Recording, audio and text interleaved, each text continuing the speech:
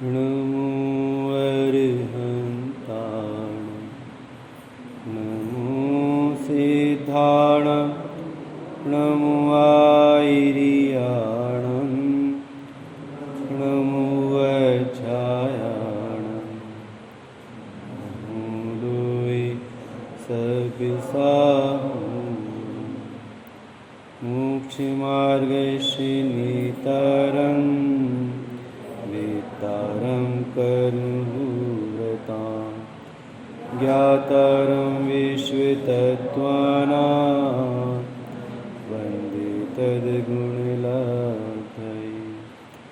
अनन्तधर्मिणस्तत्त्वं पश्यन्ति प्रत्यगात्मना अनेकान्तमयी मूर्ति नित्यमेव प्रकाशिता।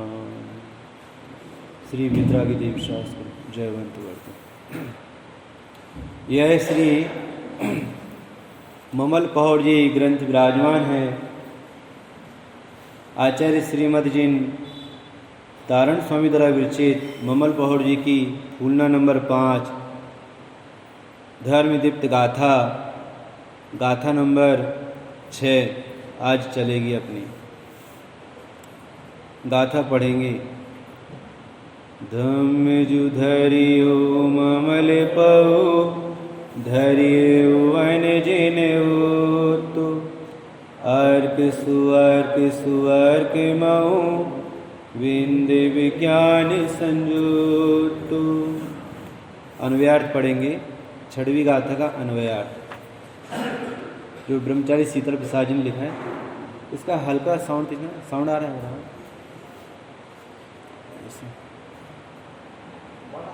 थोड़ा सा बढ़ाओ।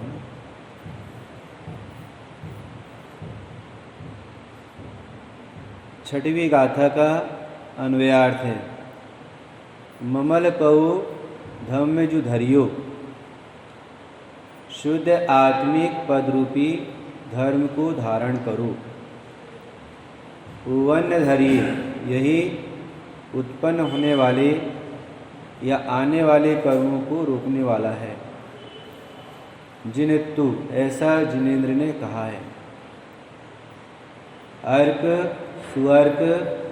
सुअर्क मऊ, यही धर्म सूर्य समान प्रकाशक है, अग्नि के समान कर्म दाहक है, स्फटिक के समान निर्मल है। नोट, अर्क शब्द के सूर्य, अग्नि, स्फटिक तीनों ही अर्थ होते हैं।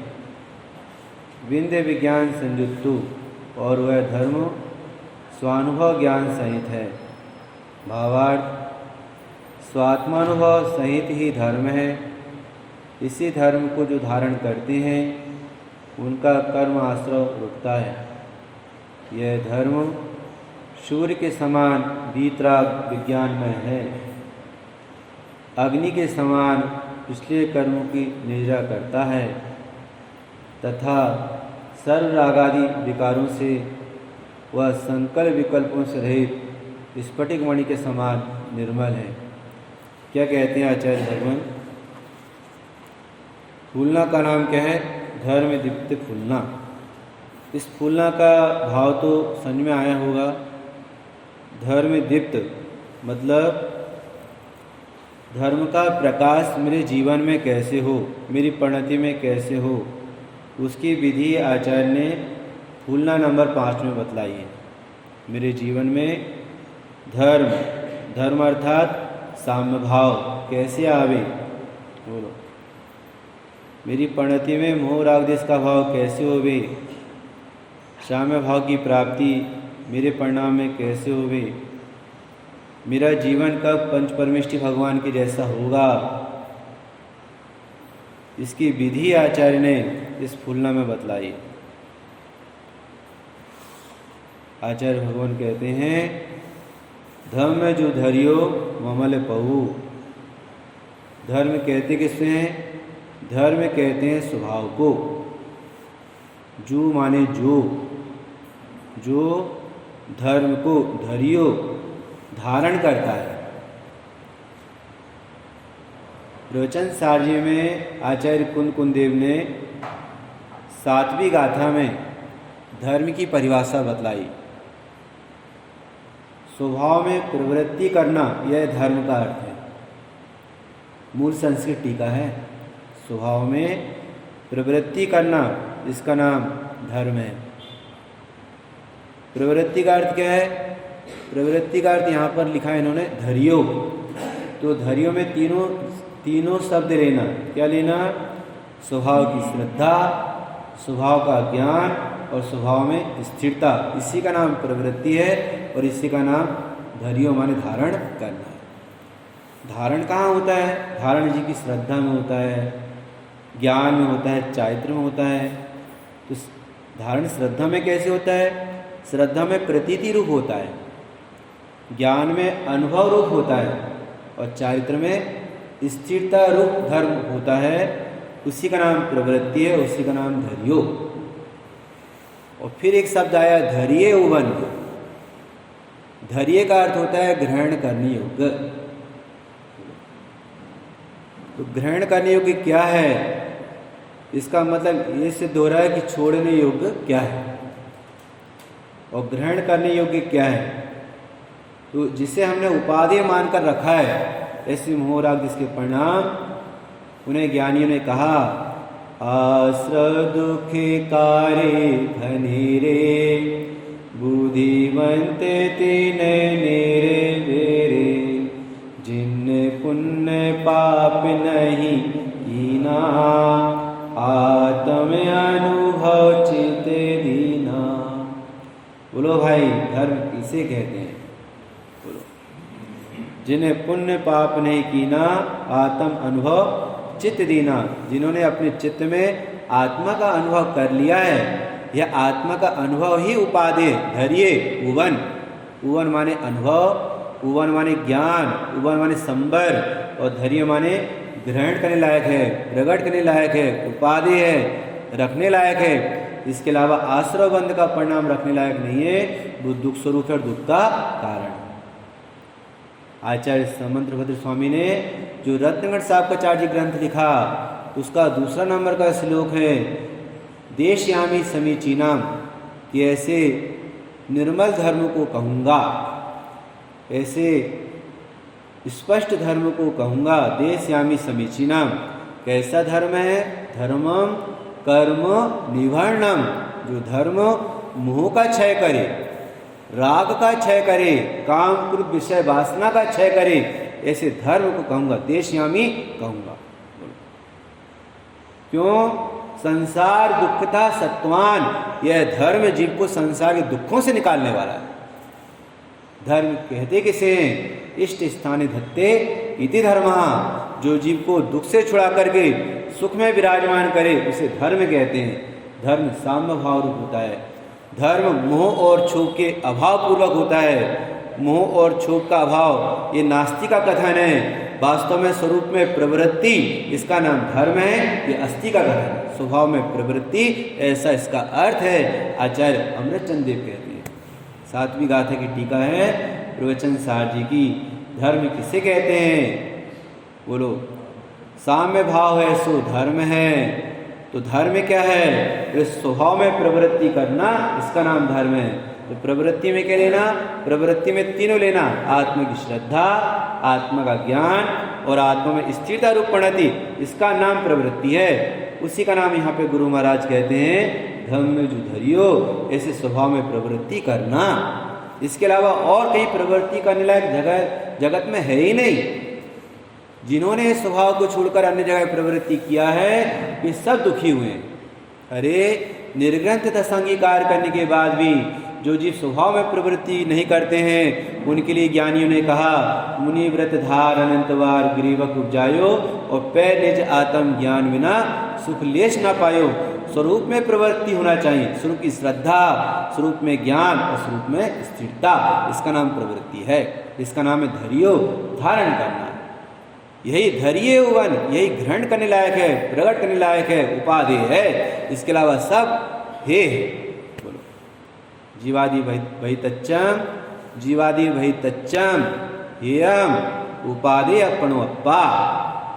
जब आचार्य कहते हैं जीवादि 7 तत्व बहिर्तत्व है, जीवादि 7 तत्व है, 9 तत्व बहिर्तत्व है, उसमें छिपी हुई जो होती है आत्म तत्व है उपाधि, इसके अलावा और कोई उपाधि नहीं।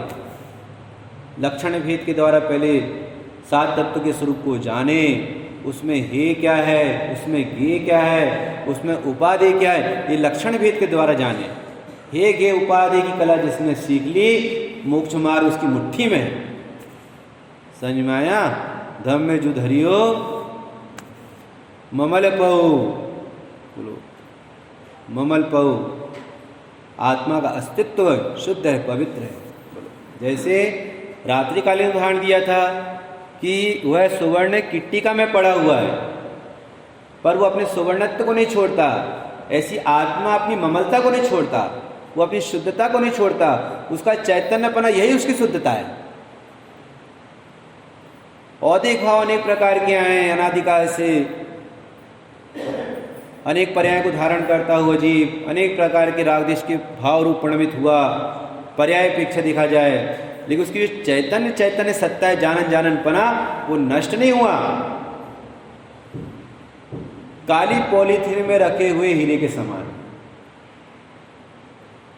देखो एक हीरा ऐसा है जो काली पॉलीथीन के अंदर रखा है, और एक हीरा ऐसा है जो चांदी की डिब्बी के अंदर रखा है, और एक हीरा ऐसा है जो सोने की डिब्बी के अंदर रखा है, और एक हीरा ऐसा है जो कोई डिब्बी में नहीं, कोई पैकिंग में नहीं, अलग ही है बिल्कुल। अब चारों के हीरे पने में क्या फर्क है बतला? जो पॉलीथीन में नहीं, काली पॉलीथीन में, चांदी की डिब्बी में, सोने की डिब्बी में जो हीरा नहीं है, अकेला रखा हुआ है, वो तो हीरा है ही, लेकिन जो सोने की डिब्बे में रखा हुआ हीरा है ना, वो भी हीरा है।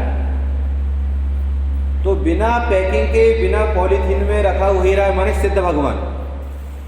सिद्ध भगवान बिना पैकिंग के हैं, उन पर कोई द्रव्य कर्म, नौ कर्म, भाव कर्म की पैकिंग नहीं है। पैकिंग तो संसारी जीवों की है, ये पैकिंग है जिस शरीर को हम पर अपना मानते हैं ना, ये पैकिंग है। माल निकलने के बाद पैकिंग की कोई वैल्यू नहीं रहती। जिस नारियल में से डोल निकल जाए, उस छिलके का हम क्या करते हैं? कितना संभाल कर रखते हैं, क्या रिश्तेदारों में पहुंचाते हैं पैकिंग कर करके, कितना माल मटेरियल बचा था, अब आप संभाल कर रखना, क्योंकि इसके अंदर नारियल का गोला था, डोल थी इसके अंदर। ऐसा छिलके सहित होने पर भी वह डोल उपाधि है हमारे ज्ञान में, वह ग्रहण करने लायक है। भले हम कह रहे हैं नारियल बहुत अच्छा है, ये सूखा नारियल है, नारियल है, पानी वाला है, इसकी कीमत बहुत है, तो कीमत उस छिलके की नहीं, कीमत तो उसमें जो माल है उसकी कीमत है। तो ऊपर का है क्या? वो पैकिंग है। ऐसे जो अरिहंत भगवान है, उनका परम औदारिक जो देह है ना, जिस देह को देख करके अपन नमस्कार करते हैं, वास्तव में वो देह, वो आत्मा नहीं, वो तो पैकिंग है। वो परम औदारिक देह, वो आत्मा नहीं है, वो उसमें अनंत चतुष्टय आत्मा विराजमान है, अनंत चतुष्टय स्वरूप आत्मा विराजमान है, इसलिए उस देह को भी नमस्कार करते हैं। वास्तव में वो देह आत्मा नहीं, उसमें तो अनंत चतुष्टय रूप जो आत्मा विराजमान अनंत दशा है, हम तो उन्हें नमस्कार करते हैं। बोलो। और काली पॉलीथीन में रखे हुए हम संसारी जीव, काली पॉलीथीन में रखा हुआ हीरा, पॉलीथीन को देखो तो काली, हीरा कैसा दिखेगा? बाहर से काला दिखेगा, लेकिन पॉलीथीन से नजर हटाओ और हीरे को हीरा रूप देखे तो हीरा कैसे दिखेगा? हीरा रूप दिखेगा। इसलिए वो पॉलीथीन काय की है? काली पॉलीथीन, वो द्रव्य कर्म की है, नौ कर्म की और भाव कर्म की है। ये काली पॉलीथीन होने पर भी हीरे पने में कोई फर्क नहीं पड़ता।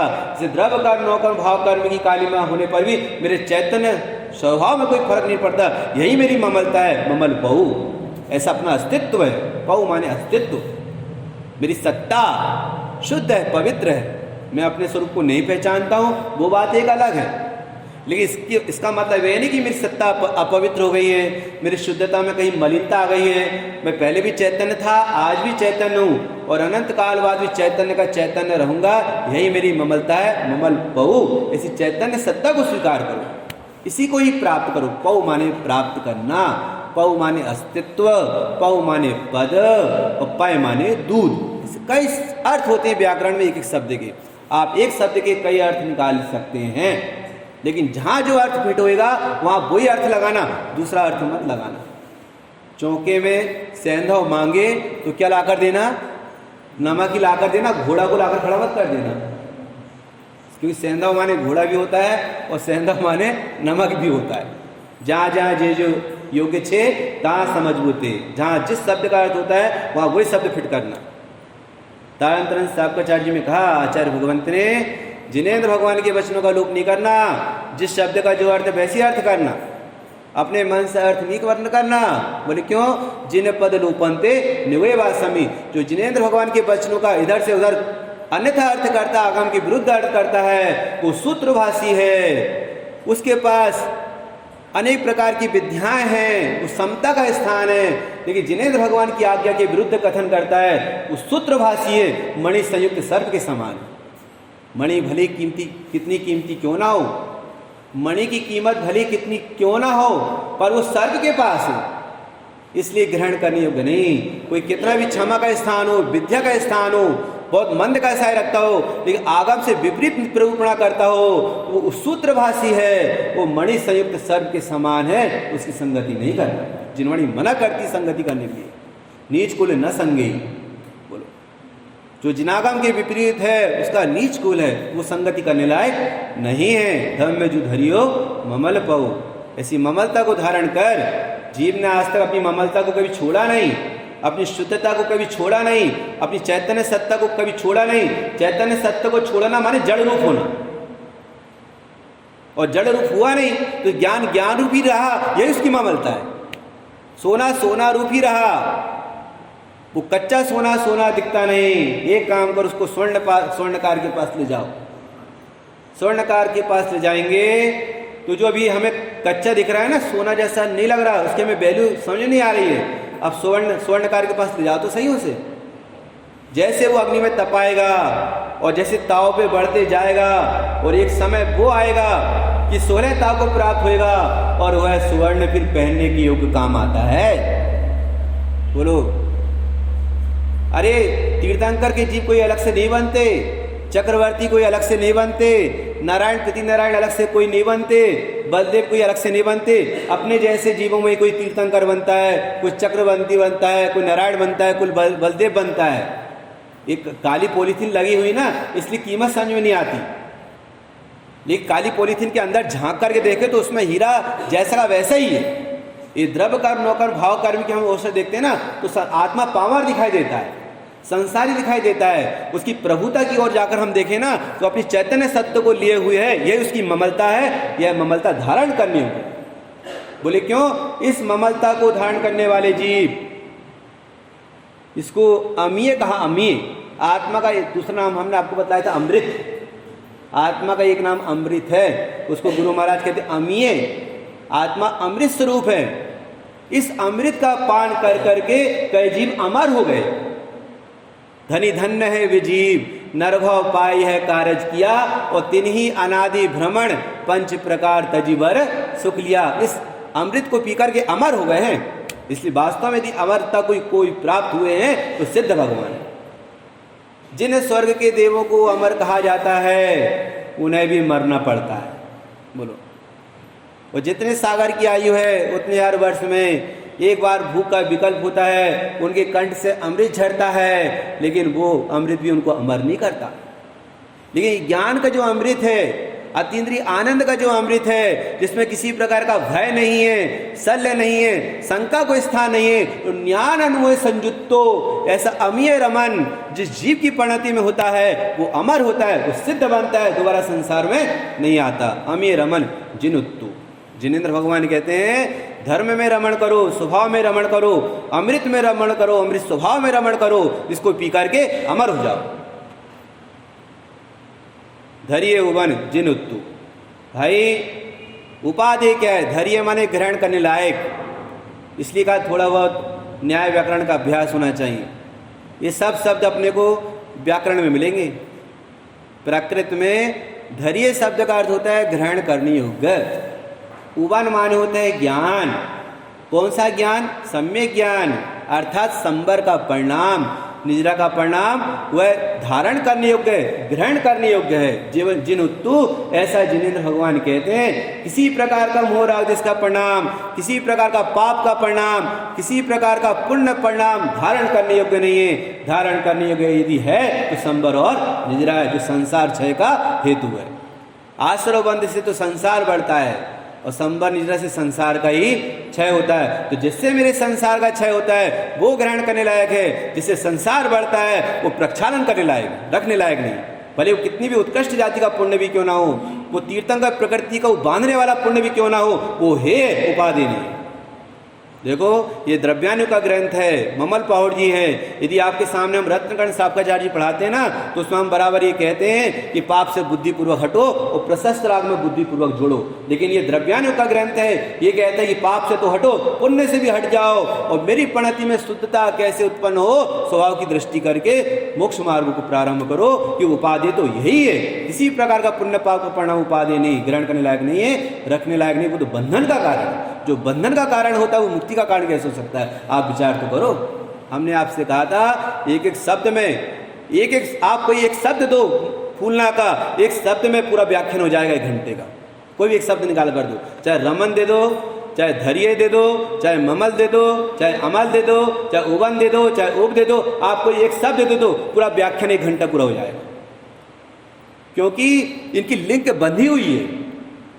जैसे मोती की माला होती है, मोती की माला सब काय में पिरोई हुई, वो धागे में पिरोई हुई है, फिर सारी एक दूसरे बंधी हुई है। आप एक भी मोती को निकाल दोगे ना तो माला टूट जाएगी।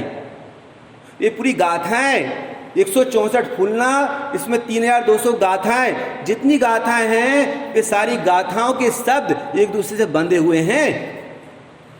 आप एक भी मोती को अलग कर दो, एक भी गाथा के शब्द को अलग कर दो, पूरा अर्थ विपरीत हो जाएगा। सूत्र बंधे हुए हैं, ये सूत्र कहलाते हैं। बोलो, जिनेंद्र भगवान के वचन को सूत्र कहते हैं, जिनेंद्र भगवान के वचन को द्रव्य श्रुत कहते हैं, जिनेंद्र भगवान के वचन को शब्द ब्रह्म कहते हैं, जिनेंद्र भगवान के वचन को दिव्य ध्वनि कहते हैं और ये दिव्य ध्वनि है।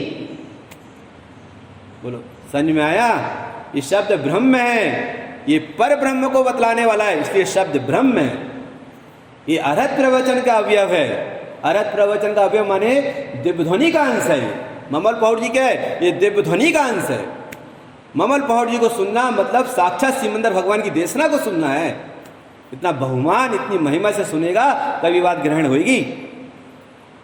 बोलो, हमने आपसे कहा था ना कि जिन वचन कोमल परिणामी जीवों के हृदय में ग्रहण होता है, वक्र परिणामी जीवों के हृदय में जिन वचन प्रवेश करता नहीं। इसके लिए तो बहुत बहुमान, बहुत महिमा होनी चाहिए। बोलो, सौधर्म इंद्र भी भगवान के संरक्षण में बैठते हैं। भरत चक्रवर्ती बैठते हैं, ऐसे कई चक्रवर्ती बैठते हैं, अर्ध चक्रवर्ती बैठते हैं। और जब जिनेंद्र भगवान की देशना को सुनते हैं ना, ऐसे दुम दबाकर बैठते हैं जैसे मान लो कि खरगोश बैठा हो। बोलो, कहाँ तो उनका पद, सारे पद भूल जाते हैं भगवान के सामने। इतना बड़ा पद है जिनेंद्र का पद। धर्म में जो तो जिनवर ही वह धर्म जिनेंद्र भगवान के द्वारा कहा गया है। कैसा हुआ है धर्म? जो संसार जीव को संसार से निकाल करके मोक्ष में विराजमान करता है। ऐसा धर्म मोह और क्षोभ से रहित होता है। ऐसे धर्म को मैं कहूँगा, आचार्य समंत्रभद्र स्वामी कहते हैं, वह धर्म कैसा होता है? धर्म कर्म निवर्णम संसार दुखता सत्वान, जो जीवों को संसार दुख से छुड़ा देवे। धरती उत्तम सुखे, जो उत्तम सुख में विराजमान करे, धारण करे, उसे धर्म कहते हैं। वह धर्म कैसा होता है? सदृष्टि ज्ञान वृत्तानि, वह सम्यक दर्शन, सम्यक ज्ञान और सम्यक चरित्र स्वरूप होता है। ऐसे कहने वाले कौन है? से सदृष्टि ज्ञान वृत्तानि धर्मम धर्मेश्वरा विदु। विदु माने कहने वाले। कहने के लिए कई शब्द आते हैं संस्कृत में। आप रत्नगण साबकाचार्य जी उठाकर पढ़ना, उसमें जितने श्लोक है हर श्लोक में कहने के लिए अलग अलग शब्द आए। कई विदु शब्द आया, कई उक्तम शब्द आया, कई प्रोक्तम शब्द आया, कई शब्द आए कहने के अर्थ में। बोलो, सदृष्टि ज्ञान वृत्तानि धर्मम धर्मेश्वरा विदु। धर्म की जो ईश्वर है, धर्म की ईश्वर कौन? धर्म पिता कौन है? तीर्थंकर भगवान, जिनको आप्त कहते हैं। ऐसे परम हितोपदेशक वीतरागी सर्वज्ञ भगवान ने कहा है कि सम्यक दर्शन, सम्यक ज्ञान और सम्यक चर्य ये धर्म है, ये धारण करने योग्य है, ये प्रकट करने लायक है। सो पर्याय के आश्रय से धर्म प्रकट नहीं होता, पर्याय का ज्ञान होता है, दृष्टि द्रव्य की होती है। देखो वो पहले उससे वो चरखे से कपड़े बनते हैं, अभी बनते होंगे कहीं कहीं, चरखे से कपड़े बनते हैं ना, आप बुजुर्गों को पता होगा, चरखे से वो चरखा चलता है नहीं, उससे कपड़ा बनता है। वो चरखा चलाने वाला उसके हाथ में क्या रहता है, धागे का गोला रहता है, धागे का गोला रहता है। तो इधर चक्र लगा हुआ है, इधर एक हाथ में धागे का गोला है और उसका धागा उस गोले में से जा रहा है, वो चक्र में फिर रहा है। यहाँ कपड़े की रचना होते जा रही है, यहाँ कपड़े की रचना होते जा रही है। तो उसकी नज़र कहाँ रहती है, उसकी नज़र कपड़े पे रहती है या धागे पे रहती है, कहाँ रहती है उसकी नज़र, बतलाओ। और कपड़ा बनते जाता है, उसकी नज़र न तो कपड़े पे होती है और उसकी नज़र न तो धागे पे होती है, उसकी नज़र होती है तो धागे के गोला पर होती है। वह गोला की ओर से अपनी नज़र हटाता नहीं है, उसकी नज़र यदि गोला से हटे, धागे पे चल जाए या कपड़े पे चल जाए, धागा टूट जाएगा, लिंग टूट जाएगी। कपड़े की रचना होते जा रही है, धागा जाते जा रहा है और गोला में से धागा निकलते जा रहा है, नज़र तो गोले पे है। पर इसका मतलब ये नहीं कि उसके ज्ञान में कपड़ा नहीं है, उसके ज्ञान में कपड़ा भी है, उसके ज्ञान में धागा भी है और उसके ज्ञान में गोला भी है, पर नज़र गोले पे है। वस्तु में अनंत धर्म है, अनंत शक्तियां हैं। बोलो, रागादिक परिणाम हे भाषित हो रहे ज्ञानी को ज्ञान में, वीतराग प्रणति उपाधि है ज्ञानी के ज्ञान में। और ज्ञानी ये भी जानती है आश्रय करने को शुद्धात्मा है, रागादिक परिणाम हे है, शुद्ध परिणाम उपाधि है, आश्रय करने की शुद्धात्मा है। ये सब बातें ज्ञान में होने पर भी ज्ञानी की नज़र में, उनकी दृष्टि में क्या है, दृष्टि में ममल स्वभाव, एक समय के लिए भी दृष्टि स्वभाव से हट जाए या निर्मल पर्याय पे चल जाए और ऐसा परिणाम हो कि कितना अच्छा आनंद आ रहा। वाह भाई साहब, दृष्टि हटी और दुर्घटना घटी, सावधानी हटी और दुर्घटना घटी। जो लिंक चालू हुई थी ना अतीन्द्रिय आनंद की, वो अतीन्द्रिय आनंद कितना भी आता हो, ज्ञानी की दृष्टि उस पर नहीं जाती, उनकी दृष्टि तो गायब पर रहती है। बोलो, अरे देखो, जैसे किसी व्यक्ति की प्रति समय करोड़ों की कमाई होती है, हर समय करोड़ों की कमाई हो रही है उसकी, हर समय करोड़ों की कमाई, एक समय के बाद फिर दूसरा समय, तीसरा समय, प्रति समय कितने करोड़ भैया, प्रति समय करोड़ों की कमाई। और उसकी करोड़ की कमाई होते होते यदि उसका 1-8 करोड़ नीचे गिर जाए, राजू भैया, करोड़ों की कमाई होते होते 1-8 करोड़ रुपए नीचे गिर जाए तो उठाने जाएगा नहीं जाएगा? उसकी प्रति समय करोड़ों की कमाई हो रही है, उसे तो ऊपर 12 छप्पर फाड़ कर दे रहा है, लो करोड़, लो करोड़, 2 करोड़, और गिनते गिनते लेते लेते का नीचे गिर जाए तो वो उठाने जाएगा नहीं जाएगा? बोलिए अध्यक्ष साहब, नहीं जाएगा। अरे पंडित जी, आपको इतना भी नहीं पता, अरे एक को उठाने जाएगा तो अनेक चले जाएंगे। वो जितनी देर में उठाने जाएगा ना, उतनी देर में कई चले जाएंगे हाथ से। वो गिरा हुआ करोड़ भी वो उठाएगा नहीं, उसकी नजर तो वहां है जहां से करोड़ आ रहे हैं। इसी प्रकार स्वभाव के आश्रय से वीतराग प्रणति उत्पन्न हो, अतीन्द्रिय आनंद उत्पन्न हो, पूरे प्रदेशों में रोमांच में हो जाए, अतीन्द्रिय आनंद उत्पन्न हो जाए पूरे प्रदेशों में, तो भी ज्ञानी की दृष्टि आनंद पे नहीं जाती, ज्ञानी की दृष्टि तो गायब पर टिकी हुई है। क्योंकि ऐसे अनंत अनंत आनंद का जन्मदाता यदि कोई है तो मेरा ममल स्वभाव है, मेरा शुद्धात्मा है। वो एक समय की पर्याय पर दृष्टि जाएगी ना, तो जो लिंक बनी थी अतीन्द्रिय आनंद की, वो लिंक टूट जाएगी। 1 करोड़ गिरता है तो गिर जाने दो, लेकिन झुकना नहीं नीचे। अतीन्द्रिय आनंद की प्रणति आती है तो आने दो, लेकिन दृष्टि उधर नहीं करना, दृष्टि तो स्वभाव में करना। समझ में आया? वस्तु प्रमाण से प्रमाणित होती है, नयों के द्वारा विभाजन होता है, और उसमें शुद्ध नय के द्वारा जो विषय निकलता है वो दृष्टि का विषय होता है। उसके आश्रय से वर्तमान पर्याय में मोक्ष का मार्ग प्रारंभ होता है, उसका नाम है धैर्य उवन, संवर्ग धारण करो। काल पंचमो चपल अनिष्ट है, इष्ट दृष्टि नहीं उपजे। आप सोचो, आप और हम कितने भाग्यशाली हैं कि हम उस काल में पैदा हुए जहाँ साक्षात तीर्थंकर भगवान का अभाव है। बोलो, हम उस काल में पैदा हुए हैं जहाँ कोई रिद्धिधारी मुंडारियों का आगमन नहीं होता, आसमान से आकाश मार्ग से उतर कर आते हो। बोलो, हम उस काल में पैदा हुए कि इस काल में कोई जीव निर्वाण की सिद्धि नहीं करता। हम उस काल में पैदा हुए जहाँ पर कोई जीव सम्यक दर्शन से सहित पैदा नहीं होता, सम्यक दर्शन से सहित पैदा नहीं होता। यहाँ पैदा हुआ वाला जीव सम्यक दर्शन ले सकता है। काल पंचमो चपल अनिष्ट है, इष्ट दृष्टि नहीं उपजे। बोलो, यहाँ का पैदा हुआ वाला जी सम्य दर्शन ले सकता है, किसके बल पर? ज्ञान बलेन इष्ट संजोए। श्रुत ज्ञान के बल पर अपने इष्ट शुद्धात्मा का वो सम्यक प्रकार से अनुभवन कर सकता है, संजोए, सम्यक प्रकार से देख सकता है, जान सकता है, अवलोकन कर सकता है, अनुभव कर सकता है अपने इष्ट को, अपने स्वभाव को। क्या होगा इससे? भय खिपी कम विलिज्जई, सारे कर्म क्षय हो जाएंगे। एक स्वरूप को देखने से सारे कर्म दूर हो जाते हैं। धैर्य उवन जिनुत्तु, जिनेन्द्र भगवान कहते हैं ऐसे धर्म को ग्रहण करो, ऐसे संबर के परिणाम को ग्रहण करो, ऐसे निजरा के परिणाम को ग्रहण करो। ये संबर निजरा का परिणाम आश्रव बंध को क्षय कर देता है। ज्ञान समुच्चय सार जी में आचार्य कहते हैं ज्ञान बलेन आसव मुक्तम। ये धरी उवन शब्द है ना, ये बहुत गंभीर है। ये धरी उवन शब्द ऐसा है जैसे किसान ने खेत में बीज बोया और उसे अंकुर निकलता हुआ दिख गया।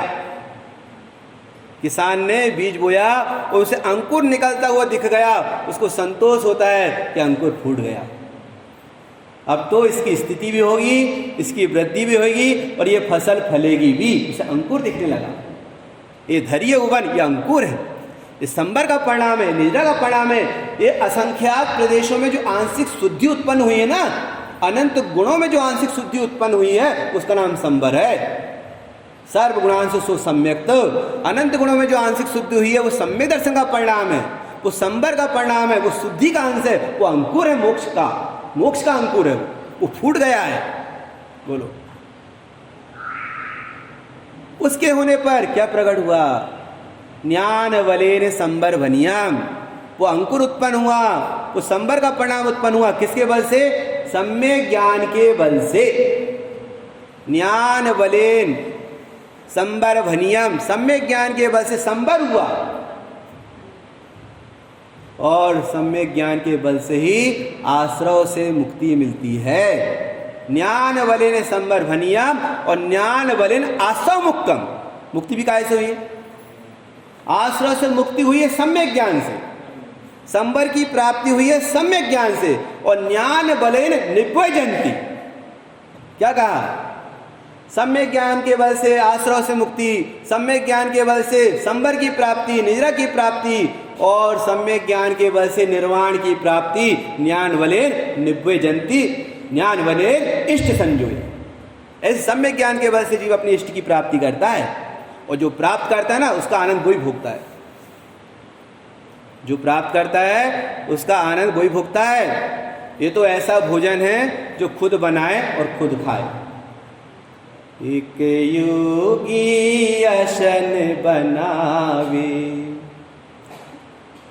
कौन है ये योगी? एक योगी असन बनावे, तिस भगत ही पाप नसावे। ये योगी ऐसा भोजन तैयार किया इसने कि खुद बनाता है, खुद खाता है और खुद ही पाप को दूर करता है। सुना दूं आपको? सुना दूं एक दोहा? चलो सुनाता हूं आपको मैं।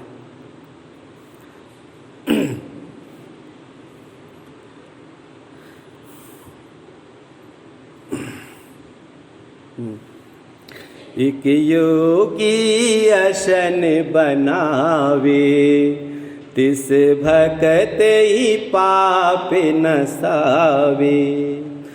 अनुभव भाजन निज गुण तांदुले,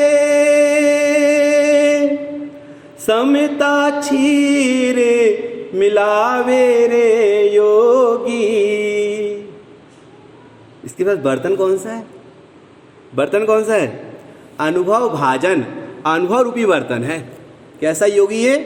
आप बनावे और आप ही खावे। तो काय में बनाता है? कौन सा बर्तन है इसके पास? इसके पास अनुभव रूपी भाजन है। अनुभव भाजन निज गुण तंदुले, सामग्री भी चाहिए ना। बोलो, जब अनुभव रूपी बर्तन है तो सामग्री क्या है? तंदुल, चावल है।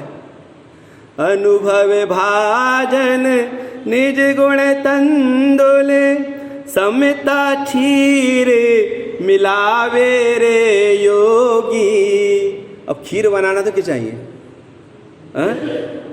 खीर बनाना तो क्या चाहिए? दूध चाहिए ना, दूध चाहिए नहीं चाहिए? तो उसका नाम क्या है? समता क्षीर मिलावे रे योगी। सोहम मेष्ट निसंकित भोजन, सोहम मेष्ट निसंकित व्यंजन, समिकित छोंक लगावे रे योगी। एक योगी आसन बनावे, तिस भगत ही पाप नसावे। आप ही खावत आप ही पावत, आप ही खावे और आप ही पावे। बर्तन कौन सा? अनुभव रूपी बर्तन। और तंदुल कौन से हैं? निज गुण रूपी तंदुल। और क्षीर कौन सा है? समता भाव रूपी क्षीर। और छोंक काय का लगा रहे हैं? समकित का। एक योगी वही आसन बनावे, आप ही खावे और खागत नहीं अघावे। लौकिक में भी भोजन करो ना, अरे पंडित जी इतना खा लिए हैं, अब तो आघा गए हैं, अब तो खाने का मन नहीं होता। और यहाँ स्वरूप तो ऐसा है, इसका अनंत अनंत काल सिद्धालय में निकल जाए सिद्ध भगवंतों का, उनका परिणाम कभी स्वरूप से बाहर आता ही नहीं है। रत्नगण साहब का चार्ज में एक श्लोक आया, रत्नगण साहब का चार्ज में, उसमें आया कि बताओ सिद्ध भगवान कहाँ विराजमान रहते हैं? सिद्धालय में। सैकड़ों कल्पकाल निकल जाते हैं। कितने? सैकड़ों कल्पकाल। एक कल्पकाल कितने का होता है? 20 कूड़ा कोड़ी सागर का एक कल्पकाल।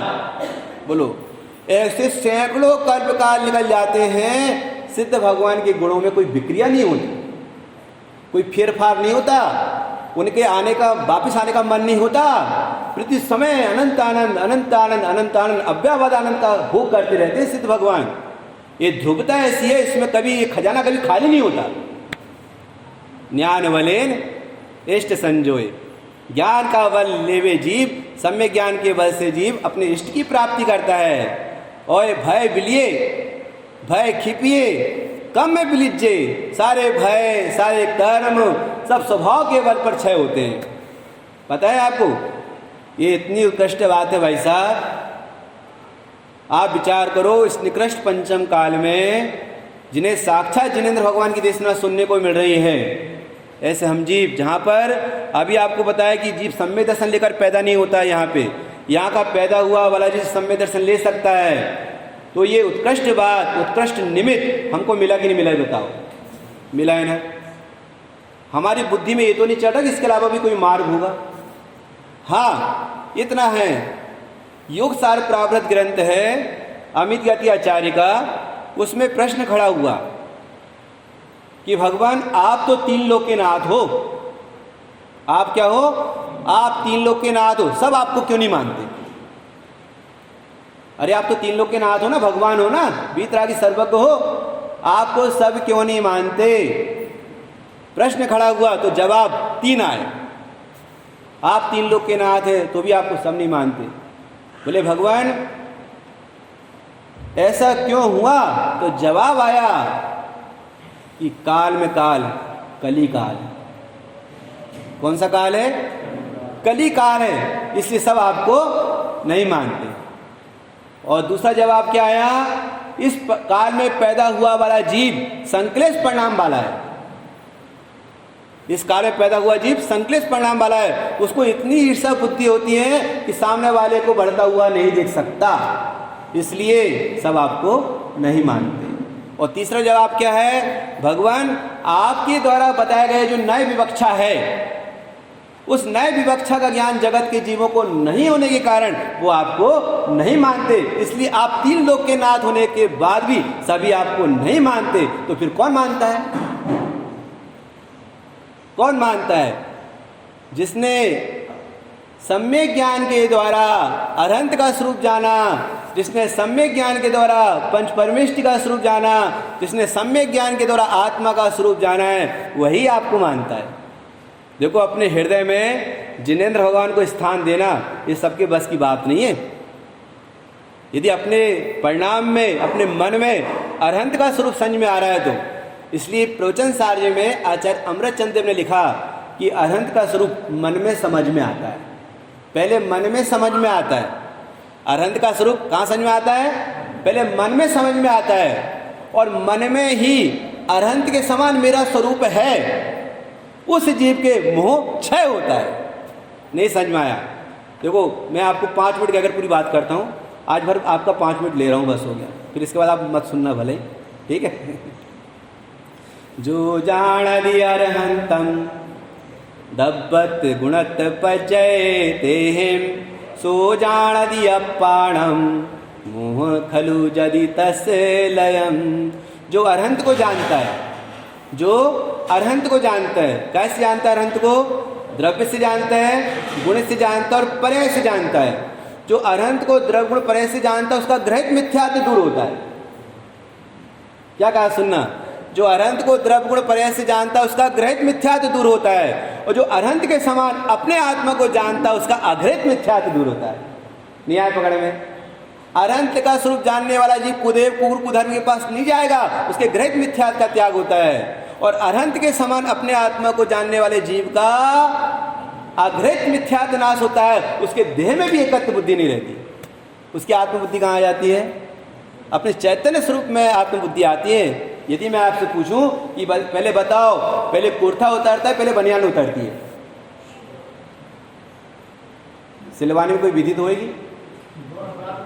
हाँ? तो आप दोनों साथ में उतारते हो क्या? पहले कुर्ता उतारता है, पहले बनियान उतारती है।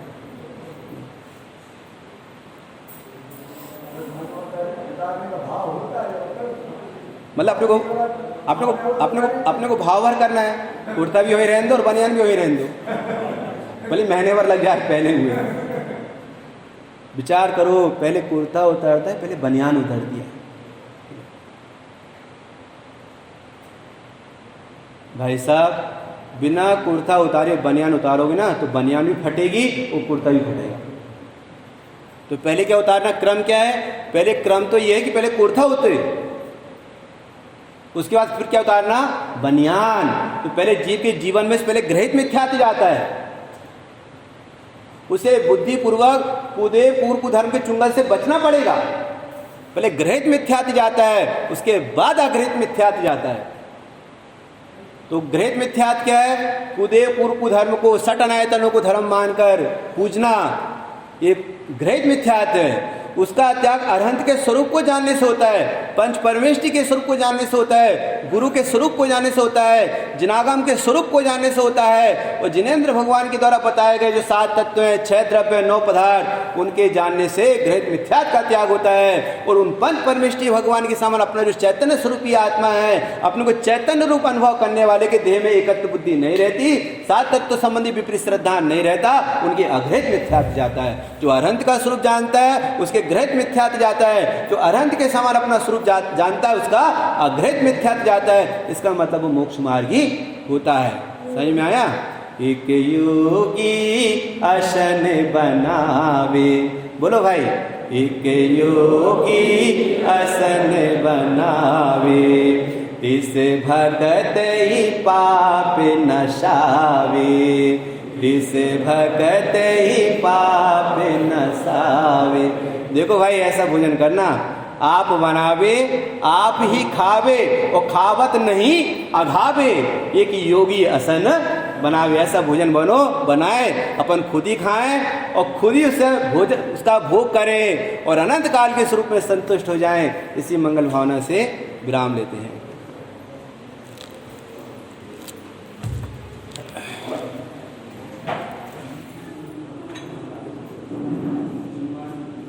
जिनवाणी शक्ति विवाह सभी लोगों से बोध करके करेंगे बैठने का जिनवाणी जा